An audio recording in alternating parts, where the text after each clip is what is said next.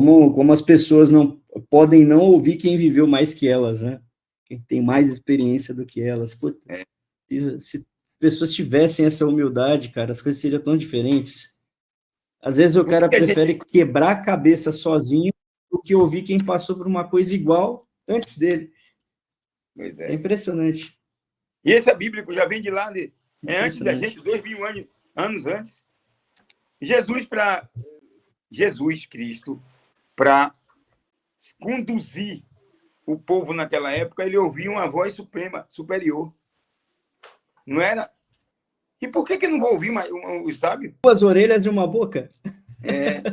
Já que é um símbolo maior do que esse, na nossa própria anatomia. Fez ouvir mais, falar menos. Ou falar o necessário. Exatamente. Quando você começa a falar mais do que ouvir, é melhor você dar uma pausa, que provavelmente tem alguma coisa errada. Olá, sou Roberto Recilhas e na conversa de hoje vou receber um grande amigo, Gilmeia Emberê, que é atualmente auxiliar técnico da Sociedade Esportiva Palmeiras da categoria Sub-20, com passagens por grandes equipes do futebol brasileiro, e vai nos contar muitas experiências que ele viveu no mundo do futebol. Acompanhe. Gil, vamos lá então. Conta um pouco para nós de como foi sua história no futebol, se jogou, se não jogou, como foi teu processo até hoje se tornar auxiliar técnico do Sub-20 do Palmeiras. Eu vou tentar resumir. Se fosse falar aí, à luz da palavra, ia durar a live de 24 horas, mas vamos tentar fazer num breve espaço de tempo. Eu fico muito feliz de estar falando com você e estar podendo contar um pouco da minha trajetória. Eu tentei ser jogador, joguei futebol amador, tentei jogar no Atlético de Alagoinhas, tentei jogar na Catuense, mas sempre aparecia um cara melhor do que eu. E aí eu fiquei, caramba, acho que não vai dar certo, não. Mas eu fui insistente. Aí não deu lá, fui tentar jogar futebol amador. E aí, como eu já entendi um pouquinho de futebol, meu tio, o saudoso Renato Miguel, ele tinha um time em Alagoinhas e ele disse: você vai dirigir meu time. E aí eu fui ali gostando, jogando futebol amador e jogando e treinando o time. Treinava no sábado para jogar no domingo. Coisa mesmo de futebol amador. Depois um dia estava olhando um treino na Catuense e o saudoso também Chiquinho de Assis, várias pessoas do futebol baiano o consideram como um dos melhores, dos precursores da formação no país. E ele disse: garoto, venha me ajudar aqui. Aí ele já me colocou como auxiliar do Sub-20 da Catuense. Dali eu toquei minha carreira, 90 e já são... Ano que vem eu faço 36 anos, então são 3 gerações de 12 anos. Cada geração de 12 anos, eu mensuro um pouco de conhecimento e de, vamos dizer assim, cultura nessas 3 épocas. E aí eu fui me adaptando, eu sempre me adaptei a todos os processos. Quando não tinha processo, era o processo de conversa. Quando depois veio o processo de quadro tático, e depois veio o processo de vídeos, de recortes. E você foi um dos com quem aprendi, porque a gente ali em 2016, quando cheguei no Palmeiras, tive até uma discussãozinha lá com o comando que tinham 4 estagiários, e você, não sei porquê, mas foi Papai do Céu que colocou aquela mão, e a gente trouxe você lá para o Sub-20, o Bussi, que era então treinador na época, vamos ficar com o Robertinho. Depois você foi trilhando as categorias e eu fui aprendendo também a parte tecnológica, entendendo um pouquinho da parte tecnológica e dos porquês, dos recortes, das observações, das análises e agregadas, como agregava valor no futebol. E a gente foi. E estamos aqui até hoje, de tentar jogar futebol até auxiliar técnico de Sub-20 no Palmeiras, em 4 de março, se for a vontade de Deus, completando 10 anos, e em alguns momentos como treinador também, com algumas histórias importantes.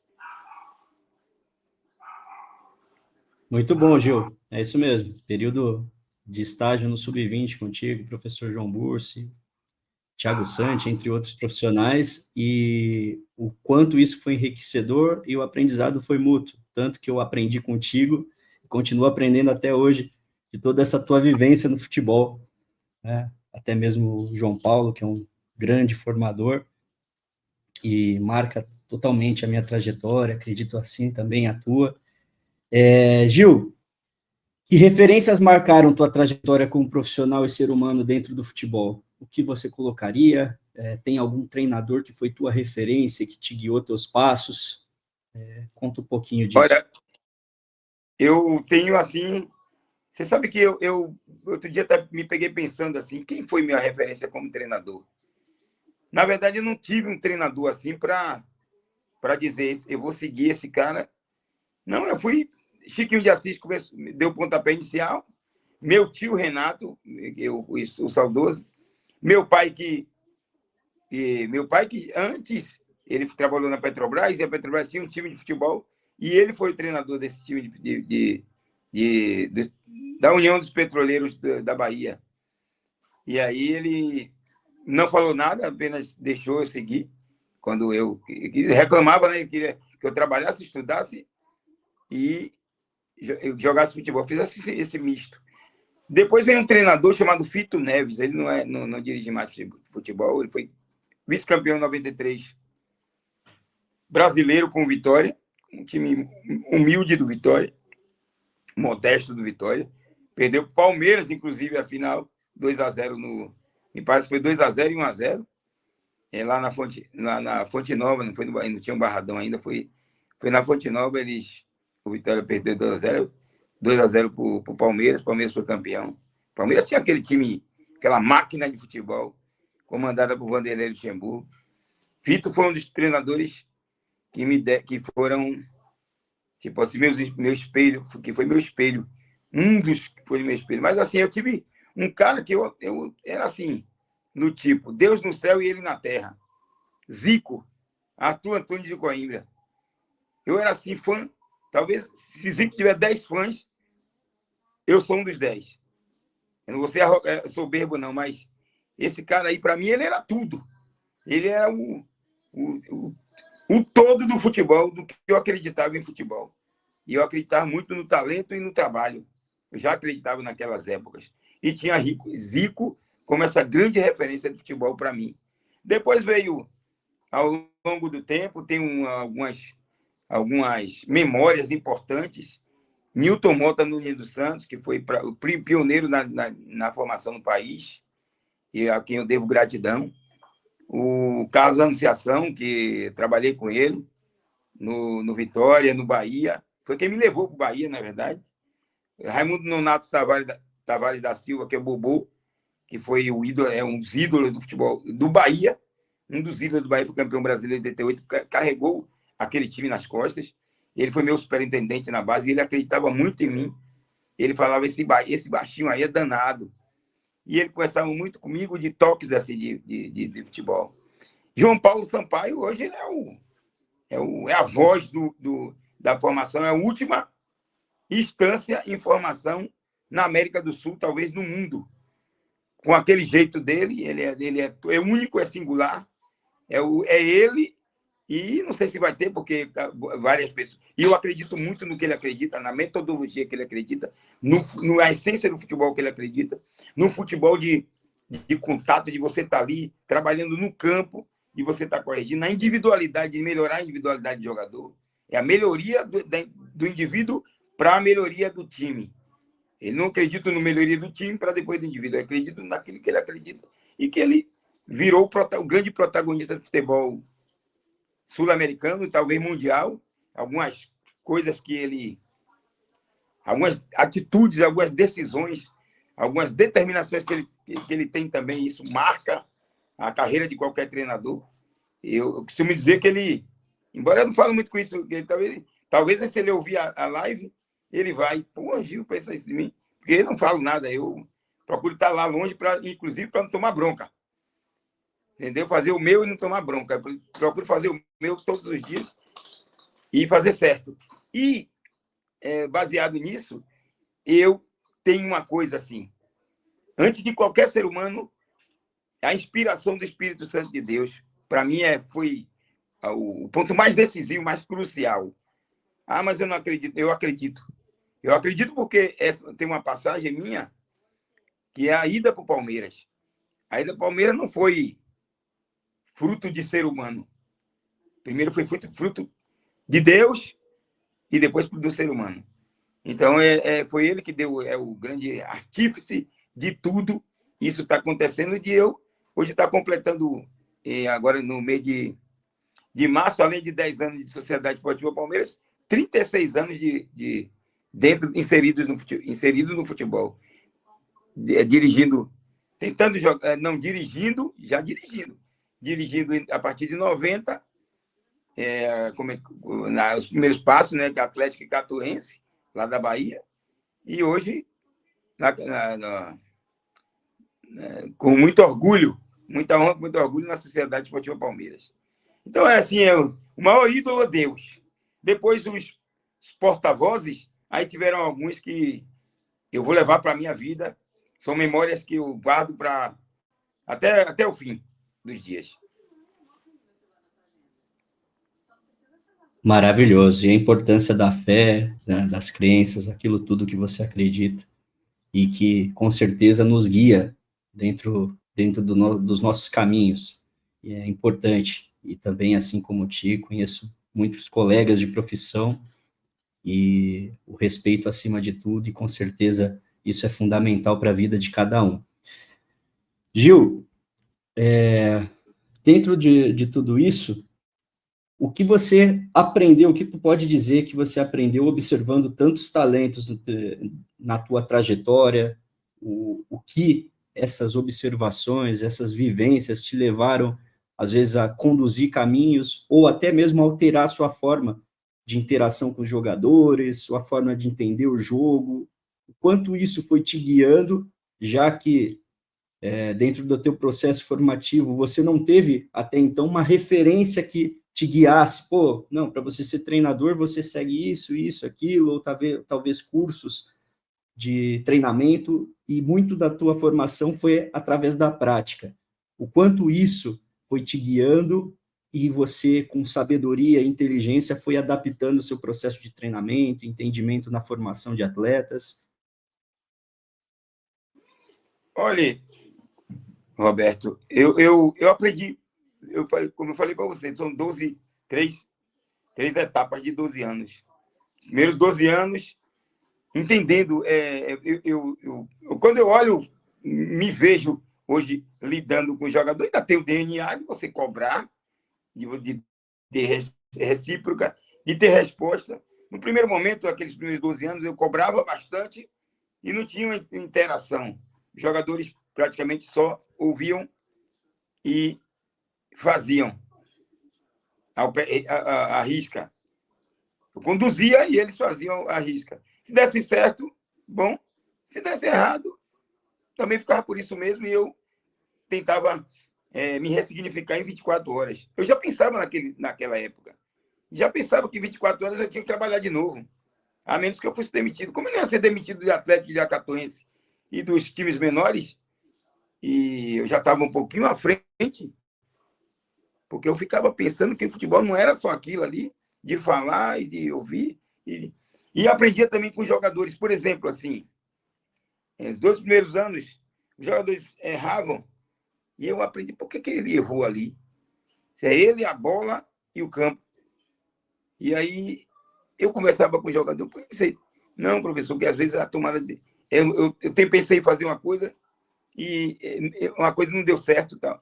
Aí eu comecei a entender que existia tomada de decisão.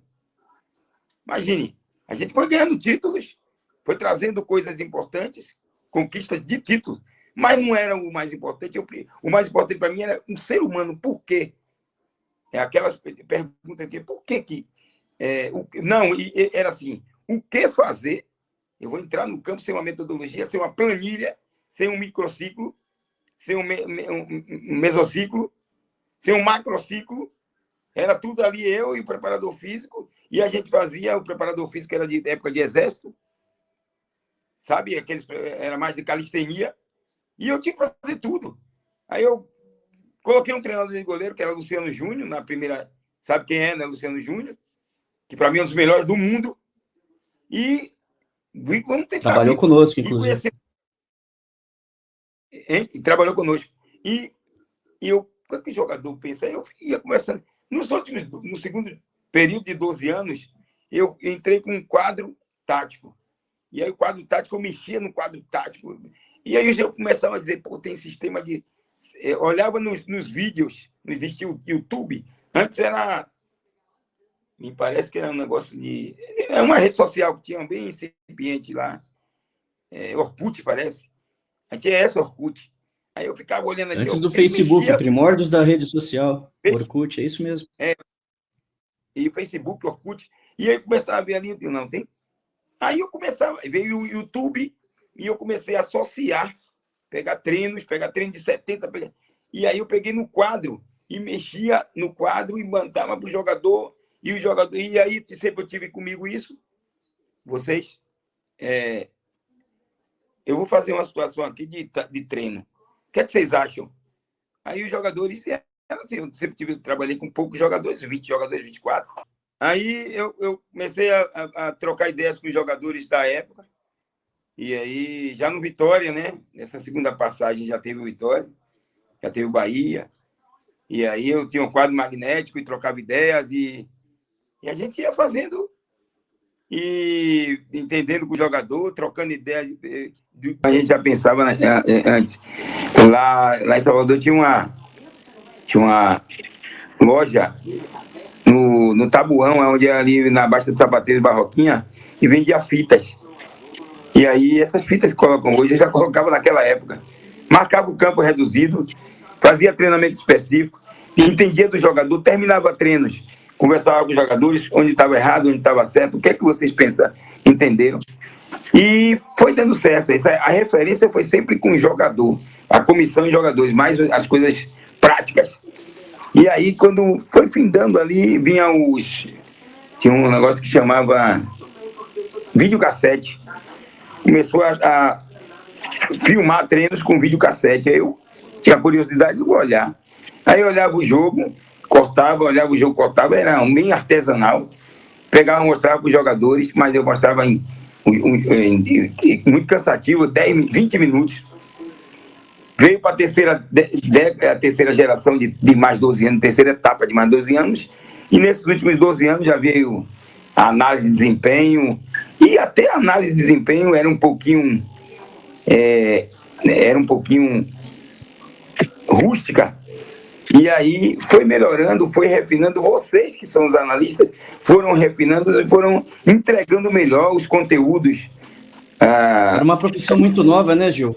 É uma profissão muito nova, então, se até vocês mesmos, em 10 anos de que já tem de profissão, 10, 12 anos, conseguiram melhorar a forma de analisar o futebol, a forma de entregar ao treinador, para facilitar as ações do treinador, por que a gente não melhorou? A gente melhorou. Eu melhorei trocando ideias com algumas pessoas, com os jogadores, mas eu não tive assim um cara de um Guardiola, não tive um Rinos Mitchell, não tive um Tata Martino, não tive um Carlos Bilardo. Tinha um treinador argentino que eu gostava dele, que era o Bilardo. Ele foi treinador do Boca Juniors e eu lembro de um jogo que ele fez contra o São Paulo no Morumbi. Eles ganharam a Libertadores contra o São Paulo no Morumbi e o time dele jogou, naquela época, defendeu em 4-4-2. E eu achei bonito aquela sistemática de marcar em 4-4-2 e de quando recupera a bola, fazer jogo de terceiro homem e mudança de corredor. Naquela época que Bilardo foi campeão no Morumbi, não lembro o ano, mas ele foi campeão com o Boca Juniors em cima de São Paulo no Morumbi, ou foi semifinal, foi alguma coisa desse tipo. Ali me chamou a atenção, mas para dizer, teve um treinador, eu tenho muito respeito por todos esses treinadores de vanguarda, a exemplo de Vanderlei Luxemburgo, de Luiz Felipe Scolari, o Filipão, do finado Cláudio Coutinho. Em 78, eu assisti a Copa do Mundo na Argentina, onde o Brasil foi escandalosamente prejudicado, para não dizer outra coisa, foi escandalosamente prejudicado. Coutinho foi quem já vinha revolucionando o futebol naquela época ali, um jogo de 4-3-3 na fase ofensiva e de 4-4-2 na fase defensiva. com a saída sustentada, a linha sustentada em 3, com o lateral esquerdo, que era Edinho, que depois veio a virar gerente, era um zagueiro do lateral esquerdo, soltando mais o lateral direito, fazendo 3-3-4, na fase de construção baixa e média, que a gente não chamava assim naquela época. E assim, mas eu não tive uma referência de dizer assim. Não, foi mais assim, a prática, os jogadores, e estudando, aí depois, hoje não. Essa terceira participação, não. A gente tem que estudar, principalmente entender o que é que o adversário tem. E você sabe que para fechar, você sabe que essa série de Luiz Henrique, eu assisti essa série do Luiz Henrique aqui, os 3 episódios, e nesse terceiro episódio, onde ele jogou contra o Borussia Dortmund, se eu não me engano, ele perdeu, e ele tentou anular. Tem algumas coisas bem características dele, do que ele jogou. Você percebe nitidamente que ele trouxe muita coisa do que ele fez dentro do campo. Por isso que eu respeito muito quem teve dentro do campo. E do que ele fez, ele passa lá para dentro do time dele. É lógico que ele tem um aparato tecnológico, porque tem os analistas, tem a equipe dele que é espanhola, que entrega, mas ele assiste também. E aí eu tenho algumas coisas assim que eu sempre acreditei. Por exemplo, recortar o jogo na minha mente, no meu cérebro, pegar alguns jogadores que se sobressaíam dentro do jogo, porque o jogo é muito diferente de treino, né? O jogo é soberano a tudo, e ele me marca, parece uma jogada que um zagueiro bloqueia o outro, um cara bloqueia o outro para o zagueiro atacar numa bola parada, e uma situação de dobra ofensiva que faz o passe de pisada, aquele passe de entrada ou de marca de pênalti, que a gente chama passe de entrada de pisada, e bem marcantes assim para mim do vídeo. Então, são essas coisas. Olha, nós estamos em 2025, indo para 2026. Hoje, assistindo a série, eu aprendi mais alguma coisa, que amanhã eu estou preparado para ser treinador, para voltar a ser treinador. O tempo é de Deus, não é meu. Até aqui nos ajudou e nos sustentou o Senhor. Se for a vontade dele que eu volte a ser treinador um dia, eu estou pronto para ser treinador e vou agregar tudo, inclusive a essa série aí. Então, isso é parte tecnológica de um estudo recente. Então, para mim, tudo me ajudou, mas o que mais me chamou a atenção é isso de estar sempre em contato com o jogador, para entender o que o jogador pensa, além do que a gente quer. Com certeza. Só dessas tuas falas a gente já consegue tirar algumas coisas, né, Jô? A importância da introdução tecnológica dentro da nossa vida no futebol, o quanto isso, além de nos auxiliar nos processos de dia a dia, de treino, até mesmo, como tu citou, as profissões evoluíram com a chegada da tecnologia no futebol, não só no futebol, no mundo, né? Hoje, a facilidade que você tem para se comunicar, que você tem para estudar, como você deu exemplos, é impressionante. Tudo chega muito rápido, essa capacidade de filtrar as coisas também evoluiu muito. Porque hoje você tem acesso a muita informação, só que você tem que saber filtrar essa informação para aquilo que te serve e até mesmo saber tirar aquilo que vai ou prejudicar o seu dia a dia, ou prejudicar até mesmo os teus atletas, com uma multitude de informações que existe. Do mais, o último ponto, que é muito importante, que tu citou, tu trabalhou com um número muito grande de treinadores, e o quanto você observa que a vivência anterior, ou a vivência como atleta, como você citou o próprio Luiz Henrique, influencia ele como treinador, e também nas decisões que ele toma e naquilo que ele acredita. Olha, Roberto, tem uma situação assim e não foi só dessa vez. Os treinadores, aqueles caras que jogaram, e Luiz Henrique foi ídolo do Barcelona, e jogou no Real Madrid antes. E você vê que ele anda descalço, ele dá treino descalço, ele sente parece que uma coisa que vem de dentro do campo para cima e vai levando a tomar algumas decisões. Por exemplo, a vivência faz com que ele dá um embasamento maior É como você, guardar as proporções, vai fazer uma cirurgia. Tem um cirurgião experiente e tem um cirurgião mais novo. O mais novo não vai tomando uma decisão, ele estando com um experiente ali. Ele vai dizer, o que é que o senhor acha? O senhor que já fez muito mais cirurgia, eu vou fazer a minha 100ª cirurgia, o senhor já fez 1000. O que é que o senhor acha de eu fazer daquela forma ali? Ele vai falar. E aí o mais experiente vai ficar feliz, honrado, com o coração alegre, e vai dizer, olha, é melhor a gente fazer por ali e tal. Eu fiz ali e deu certo várias vezes. Pouquíssimas vezes eu errei. É a mesma coisa. O Luiz Henrique jogou em algum momento, por exemplo, você está no meio espaço, no 4-3-3. Aí você está no meio espaço da direita, como ele era um 8, um box-to-box. Ele entrava de... Em alguns momentos ele vinha de arraste, mas o time dele era de pé. Aí ele fazia algumas infiltrações que tem claro nos vídeos. Nas infiltrações ali, vinha a tomada de decisão final. Ou ele vira pé e assiste, ou ele dá um passe de abastecimento, ou ele chuta forte no gol, ou ele chuta cruzado, como um gol que ele fez importante no cenário da vida dele. Quando ele vai fazer com o jogador, ele vai fazer um treino com o jogador, um treino tático, ele lembra de que ele já fez aquilo ali. E ele lembra quantas vezes deu certo e quantas vezes deu errado. Por isso que eu tenho muito respeito, porque ele tem um sentimento do campo. Eu acho que ele é fantástico quando ele vai dar. Não é estético, né? O cara dá o treino descalço. Mas ele, quando ele está passeando, ele gosta muito de andar descalço no campo. Aquilo ali, eu acho que ele tem muito de... Nunca conversei com ele, mas tem muito de... E eu tenho vontade de tirar a chuteira, às vezes, e pisar num campo tapete, igual aquele campo que a gente tem lá, um campo 2-1 do Palmeiras. Para você tá pisando no campo de grama, batendo na bola com o pé, sem a chuteira. Aquilo ali foi coisa dos primórdios. Não se faz mais isso hoje. Ninguém treina mais sem chuteira.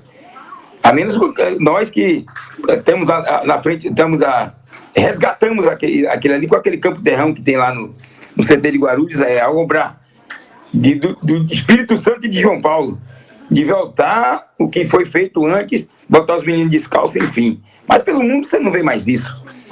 O Palmeiras, eu acho que é ainda o último dos moicanos para isso acontecer. Então aquilo ali, de um treinador, olha, eu dou uma dica melhor para você fazer assim.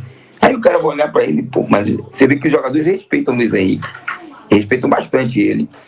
E ele diz, rapaz, eu fiz ali. Ainda mais que os jogadores da posição dele, faça desse jeito. Se der errado, aí pronto, você faz do seu jeito. Mas tenta ali, experimenta.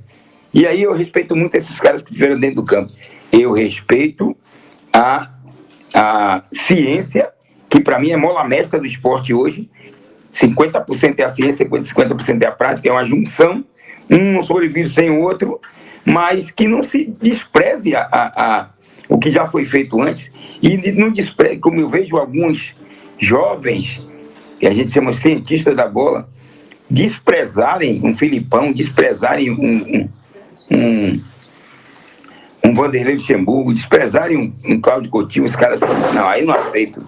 Mas eu não aceito de hipótese alguma. Eu saio de perto para não me irritar e ter que abrir uma discussão, ou eu falo alto logo para dizer, peraí, é melhor escutar isso do que ser surdo, ou é melhor ver isso do que ser cego, me fazer de cego. E tem outros caras aí que um dia você vai conversar, que vai trocar essa ideia, que tem um alinhamento muito grande da prática com a teoria, que é o Wesley Carvalho, que para mim é um dos melhores treinadores do futebol do Brasil, não estou falando em termo doméstico. Ele é um dos melhores treinadores que eu conheço no futebol brasileiro, e vai voltar a ser treinador um dia. E se não voltar, ele está do lado de um cara que tem um mercado internacional gigante, que é esse Leonardo Jardim, e eu espero que ele siga aí com esse cara por muito tempo. É um cara que aprendi muito. O Éder foi um cara que aprendi muito no futebol também, nós trabalhamos juntos. E eu vou voltar um pouquinho lá atrás, uma fala que eu tive com você, de jogadores. Nos primeiros 12 anos que eu não terminei. 12 anos eu lidava com o jogador de uma forma. Depois dos 12 anos lidava com o jogador já com um pouquinho mais de interação. E nesses últimos 12 anos, após a tecnologia da informação, a globalização, você já trata o jogador sabendo de que tem um que você tem que tratar de uma forma, tem outro que você tem que tratar de outro. Tem falas que você tem que ter que não exponham os jogadores, porque tem alguns que têm mentalidade forte para entender que você está querendo o melhor e é o seu jeito de cobrar. Tem outros que se abatem muito. Então, hoje você trabalha como empiricamente, até sendo treinador, como um psicólogo, empiricamente, e mudou a forma de gestão. Eu ainda continuo, quando eu estou como treinador, cobrando, é meu jeito, é meu DNA, mas entendendo que o outro lado, às vezes, tem uma maneira de receber a informação, alguns, e outros com outra maneira completamente antagônica de receber a informação, e a gente tem que respeitar esses processos que vieram nesses últimos 12 anos, nessa última etapa de 12 anos, que não é a última, né? Que no meu entendimento, no meu coração e no meu cérebro, eu ainda vou por muito tempo aí, trabalhando com futebol, e minha família é meu combustível, minha esposa, meus filhos, minha mãe com 92 anos, e vão sempre dando assim, você vai chegar. Então é isso que me mantém vivo. Maravilhoso, muitas experiências e como isso agrega e continua agregando e vai agregar cada vez mais essas vivências dentro da tua forma de lidar, da tua forma de trabalhar, das metodologias. Observa das mudanças dentro do jogo, na evolução do jogo, dentro de todas essas experiências que tu teve de muitas décadas no futebol. Olha, primeiro, que a tática, ela é sobre, vamos dizer, sobre tática. Tática, ela é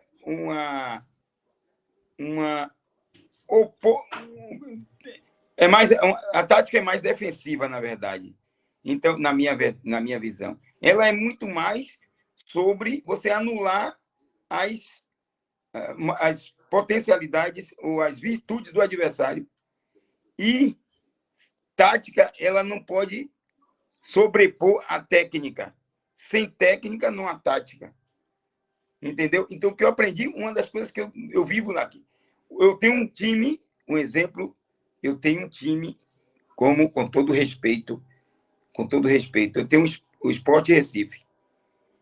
Aí vamos para a Série A do brasileiro. Aí eu tenho o Palmeiras. Para o Palmeiras ser melhor do que o Sport Recife, o Palmeiras já está numa prateleira altíssima em termos do investimento, em termos da longevidade da comissão, da capacidade, da qualidade dos jogadores, do talento dos jogadores. E esse é o elemento facilitador para o Palmeiras ser melhor do que o Sport, estar melhor do que o Sport Recife. A capacidade de investimento do Sport Recife é muito menor do que o Palmeiras. E quando você colocar em campo, a tendência natural é que você tenha um elenco melhor, a partir de técnica e de talento, ajustar com a parte tática de defesa, e a parte tática nas duas fases do jogo, ofensiva e defensiva, do que o esporte. Possibilidade de um jogo de um rally, de um playoff de 3 jogos, é de que o Palmeiras ganhe 2 e perca 1, o Palmeiras ganha os 3. Não é sobre o esporte nem sobre o Palmeiras, é sobre a possibilidade de cada um ter os jogadores tecnicamente superiores e por outros inferiores.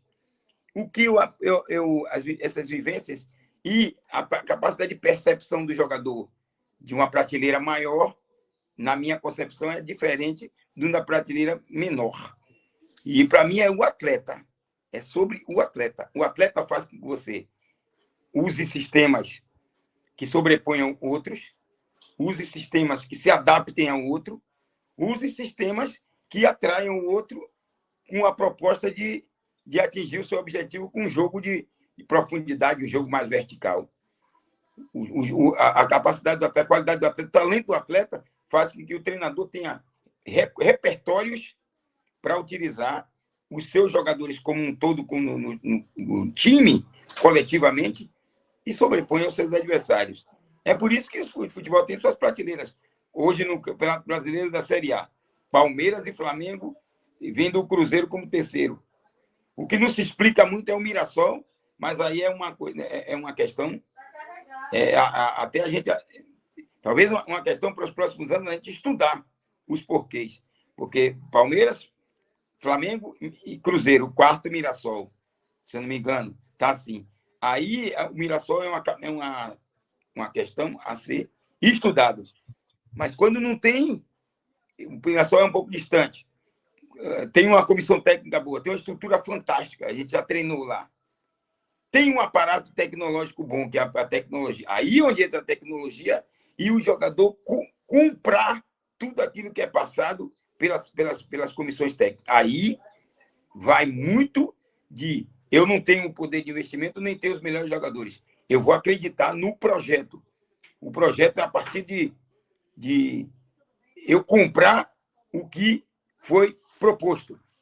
Certo? A nossa metodologia, a nossa cultura vai ser assim. Eu vou comprar a cultura, comprar a metodologia, acreditar no todo e a gente vai conseguir fazer uma campanha assim como tal qual está fazendo lá. Com relação a Palmeiras, Flamengo e Cruzeiro, que já estão numa prateleira altíssima, tem um poder de investimento maior, tem mais possibilidades do que os demais dos 20 clubes da Série A. Na Sub-20 é a mesma coisa. Nos últimos 4 anos, o Palmeiras participou de todas as finais de campeonato, se não me engano, nos últimos 8 anos, 6 finais de campeonato esteve o Palmeiras. Porque a gente tem uma prospecção, que é a captação fantástica, João Paulo extremamente agressivo, a captação agressiva, o Palmeiras agressivo em relação a buscar os jogadores. Isso num todo, trazendo os melhores, trazendo craques, para montar um time, se todos tiverem isso que é um dos pilares, que é a mentalidade, você vai se sobrepor a praticamente todos os outros 19 equipes. Quando isso foge um pouquinho, aí já foge a tecnologia, já foge a parte tática, e entra muito mais ao lado mental, que é o jogador se desconectar, relaxar. E o futebol, você sabe que vai ter vencedor hoje, outra manhã, ninguém vai ser para sempre. Principalmente o futebol. Principalmente o futebol, que é um esporte diferente de tudo, de todos os outros. No basquete, você já sabe quem...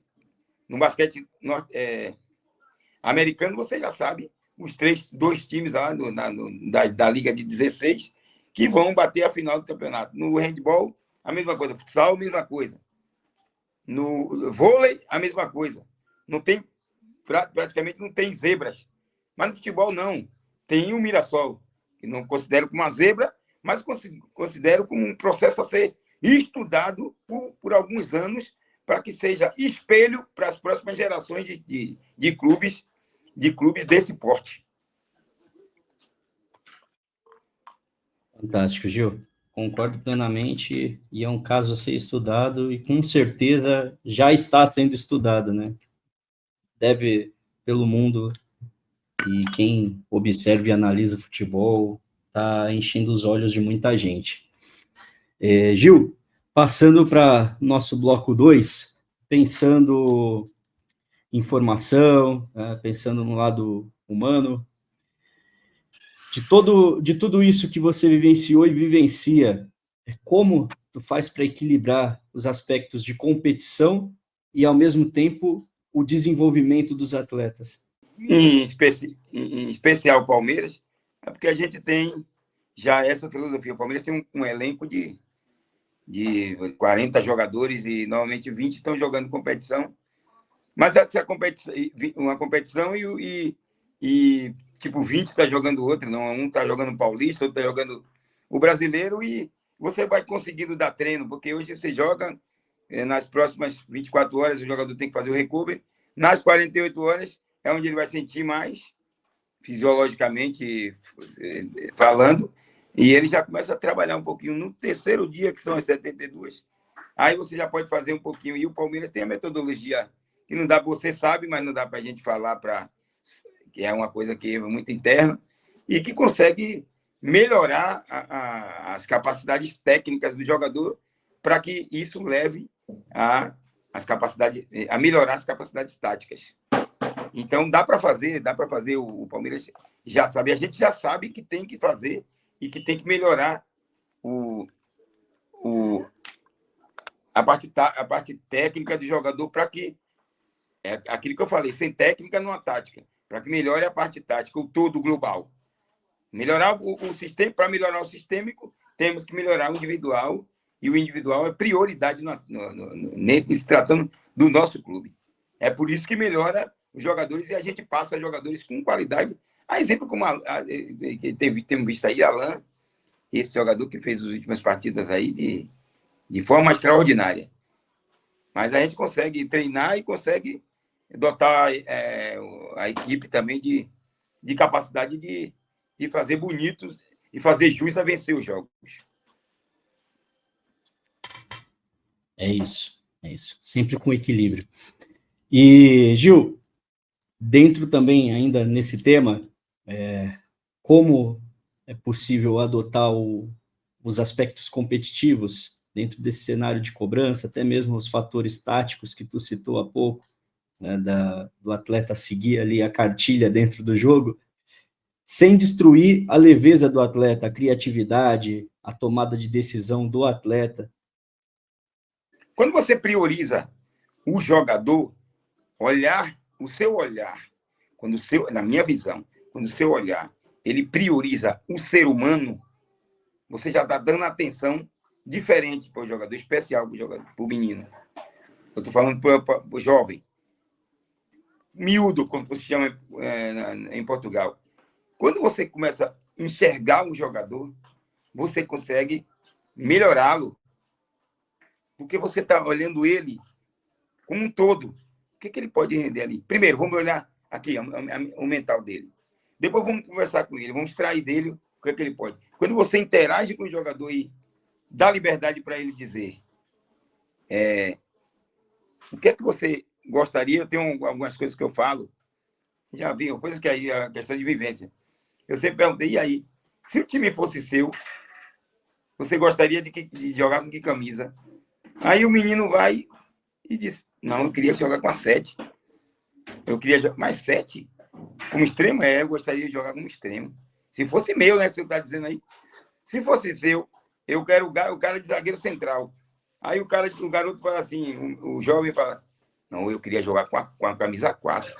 Eu vou jogar pelo lado esquerdo. Isso aí você tem um elemento facilitador para que você possa entender o que é que você vai fazer. O que eu vou produzir de conteúdos táticos em cima do que eu vi do jogador, do que eu peguei do jogador. Mas, assim, às vezes, eu não sei se talvez, não é o que eu quero julgar. Eu não quero apontar defeito em ninguém, porque não é um perfil meu, ao longo de 35 anos de futebol.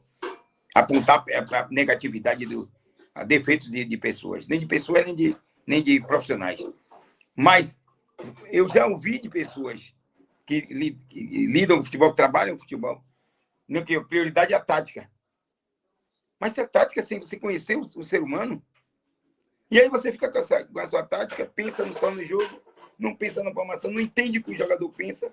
O jogador pensa totalmente diferente daquilo que você propôs a ele, mas ele não teve liberdade de trocar essa ideia com você. E aí termina que os resultados já nascem ruins. Quando você pensa no menino, no jovem, no atleta, no jogador profissional, enfim, e tem algumas ideias, então tem uma troca de figurinhas com eles, aí você vai ter muito mais a parte tática na sua mão, conteúdos melhores, porque você vai poder explorar o jogador em cima, o sistema a partir do jogador, não o jogador a partir do sistema. Eu penso, pelo menos, futebol assim. Você tem muito mais capacidade. Eu acho que os clubes que estão em ponta a ponta, somente os dois principais, os três principais, Palmeiras, Flamengo e Cruzeiro, os treinadores têm essa capacidade de sugar do jogador tudo que ele tem, o que ele pensa em fazer, o que ele gostaria de fazer para que ele insira a parte tática e tenha resultados mais expressivos do que aqueles que não pensam assim, que pensam primeiro no sistema para depois no jogador. Maravilha, Gil. É pensar que em algumas definições a tática nada mais é que a gestão do espaço de jogo. Isso Exatamente. tanto ofensivamente como defensivamente. Eu até lembrei mas de não é pontuar. um aspecto que vai fazer ser a referência do todo. Ela é um aspecto facilitador. É onde você vai orientar a tua equipe para que as potencialidades, né, as principais forças do atleta apareçam, e não ao contrário, você montar uma estrutura, um modelo de jogo para que o atleta execute uma função determinada dentro daquilo que você pensa, mas talvez o caminho se encontra com a tática como um aspecto facilitador das coisas. Concordo muito nesse sentido contigo. Concordo muito.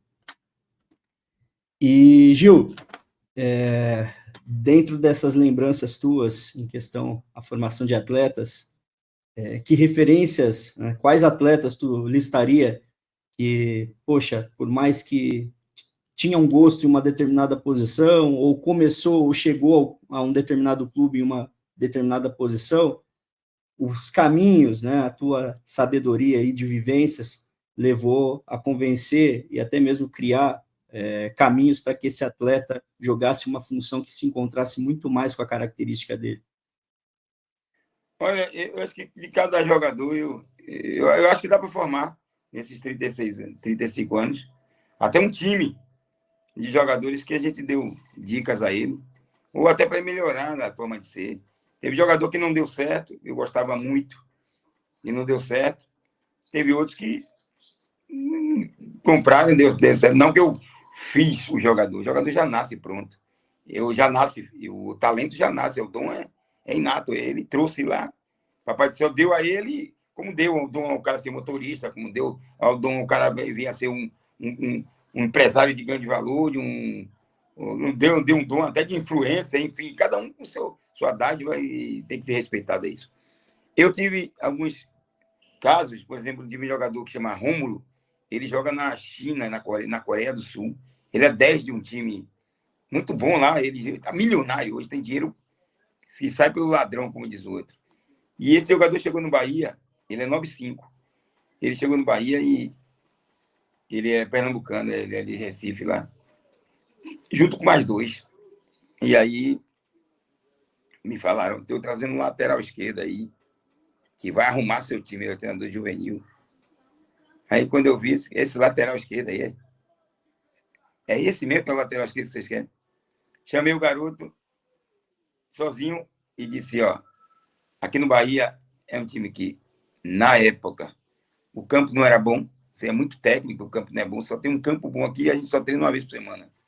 Os outros campos, você não vai ter rendimento, você vai embora daqui a uma semana e meia, porque você vai ser cobrado, você não tem força, você não é um jogador de arranque, como a gente chama lateral nordestino, eu vou mudar a posição e você vai ser meu 10. Me trouxeram um lateral esquerdo e eu vou transformar num 10. E Rômulo disse, mas eu nunca joguei. Não, você vai jogar de 10. E eu botei de 10, ele foi o melhor jogador do campeonato, com 10. E outro dia ele estava jogando com Elkerson, na China, no Guangzhou, Evergrande. E aí ele ligou para mim, meu primeiro e melhor treinador da história. Primeiro que eu não ia ter sobrevida como lateral esquerdo. O senhor me botou como meia esquerda e eu estou aqui até hoje, rico, milionário. Aí eu falei, mas nem minha camisa você me trouxe. Mas eu não vivo por isso. E outro foi, mais recente, foi com Danilo. Danilo, que ele... O talento já é dele, ninguém deu talento a Danilo. Danilo até hoje tem um jeito de jogar que encanta.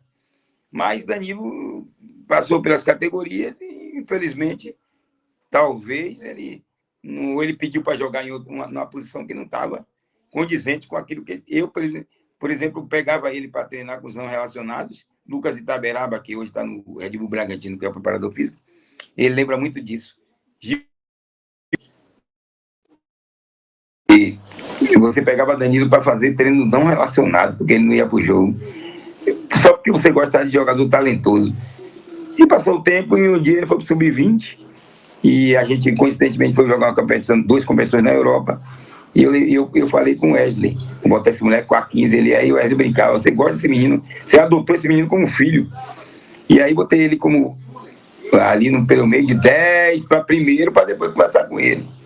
E aí fomos para a Europa. No primeiro jogo eu tinha um volante chamado Geilson, e ele jogou o primeiro jogo contra o West Ham muito forte, grande. O bloqueio não era furado. Aí eu chamei Danilo, Lucas da Brava, vou botar Danilo de volante. Ele me olhou e falou: volante? Falei: Danilo, você vai entrar com 5. Ele ficou assim me olhando, não gostou muito. Ele disse: vai jogar com 5, vai jogar do meu jeito. A qualidade sua com a referência que eu vou lhe dar de posicionamento. E aí ele: tá bom, então eu vou. Terminou o jogo, ele foi receber o troféu de Man of the Match. E o time deu 3-0. 2 passes dele para gol. E ele fez o campeonato, foi o melhor jogador do campeonato, e foi o melhor jogador do outro campeonato. Ganhamos os 2. A Ice Cup na Suíça e o torneio de Praga, da República Tcheca. E ele, num treino já como titular do time de Wesley, no Sub-20, o Vanderlei Luxemburgo, como estava pandemia, não podia contratar, talvez a pandemia fez bem. Fez mal de uma forma, por um lado, e fez bem pelo outro lado.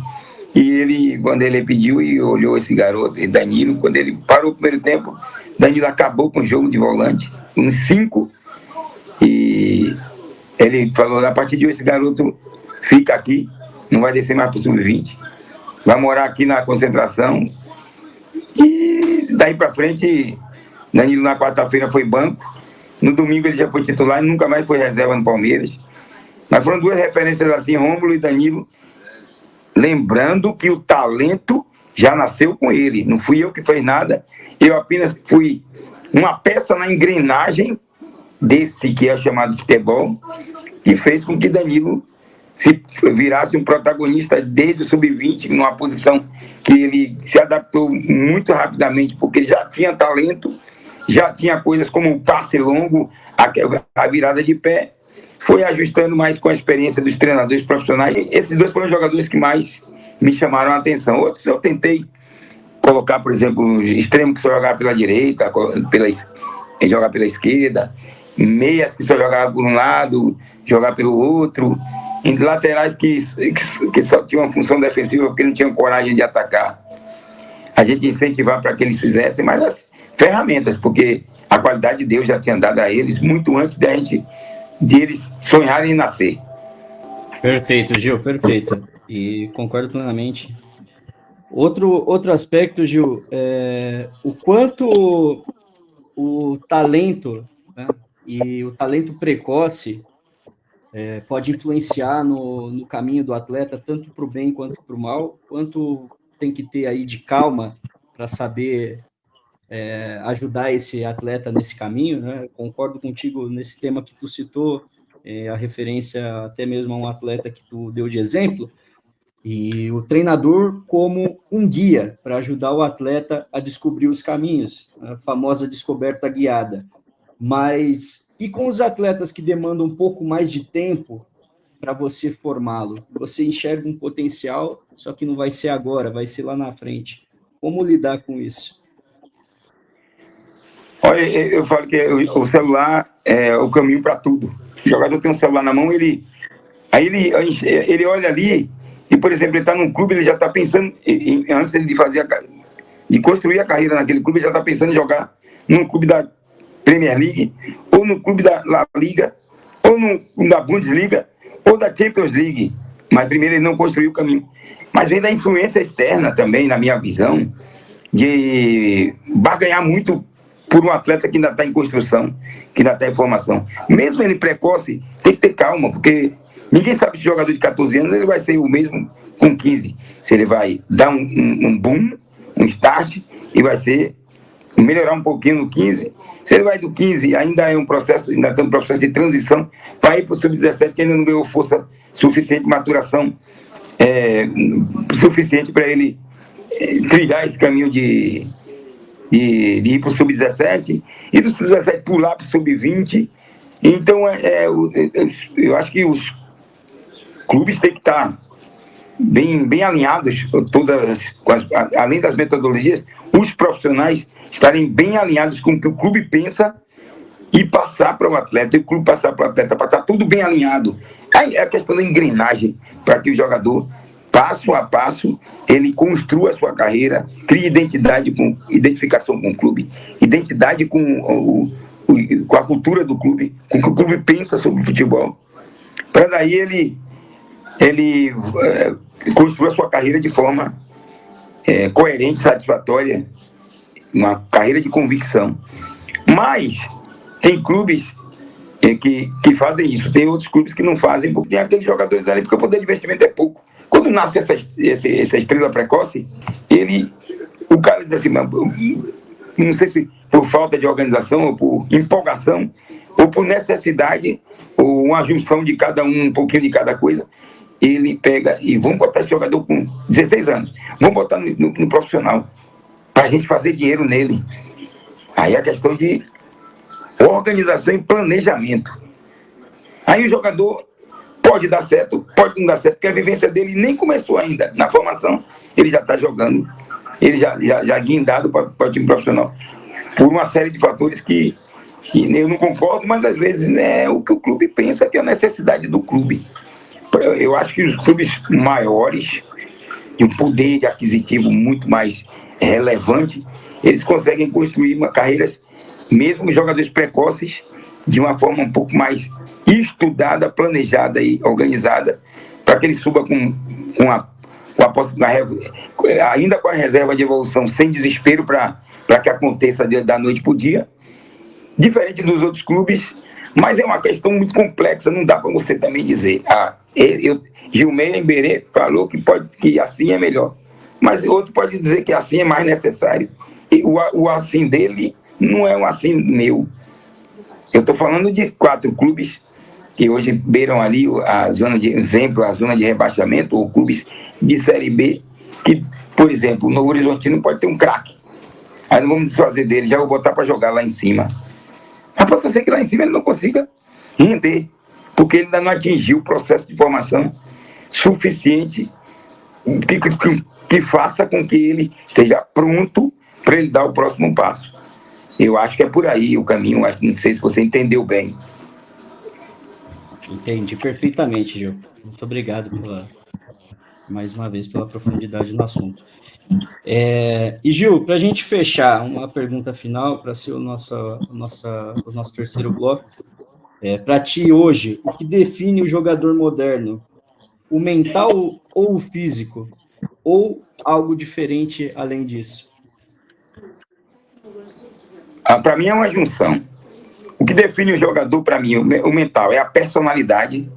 Primeiro, a personalidade, que é a personalidade competitiva, a mentalidade, o que ele enxerga, o que ele vai sofrer, porque o jogador, na formação, ele é cobrado, todos os níveis, da Série D, da Série Nada à Série A, o jovem é cobrado, o profissional é muito cobrado, ele vive com a cobrança, assim, às vezes, sufocante e absurda, mas é o processo de querer que ele transforme tudo que não é o sonho dele, ele transforme o meu sonho na realidade, é para o clube, não para ele, certo? Então é uma cobrança muito grande.